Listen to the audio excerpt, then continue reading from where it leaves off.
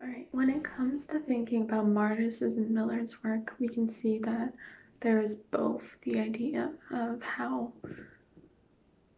they have survived some type of sexual violence or even encounter it on a day-to-day basis.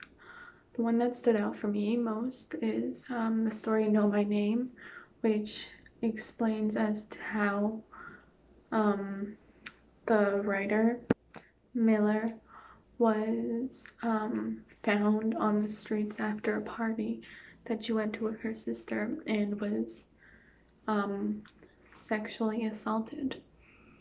And what happened here was that everyone wanted to see, like, know who she was and who she belonged to, which kind of was a little odd to me, but I guess makes sense.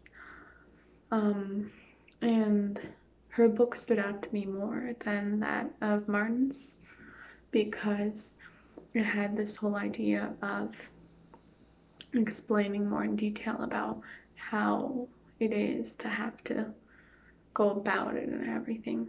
These stories can also provide an explanation towards as to how, when it comes to sexual violence, the victims often blame themselves for the issue as they don't know who else to because they feel like it's their fault because society was made in such a way that when it comes to being abused or sexually assaulted or anything, it's, oh, what was I wearing? Oh, maybe, I had something to do with it, even though this is not something that we should be thinking about necessarily.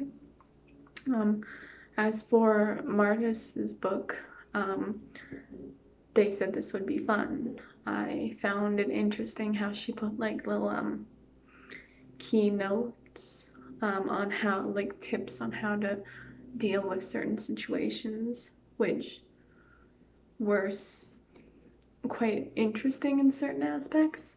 But yeah, so those are my thoughts on the books and how they address certain issues that are being dealt with in this course.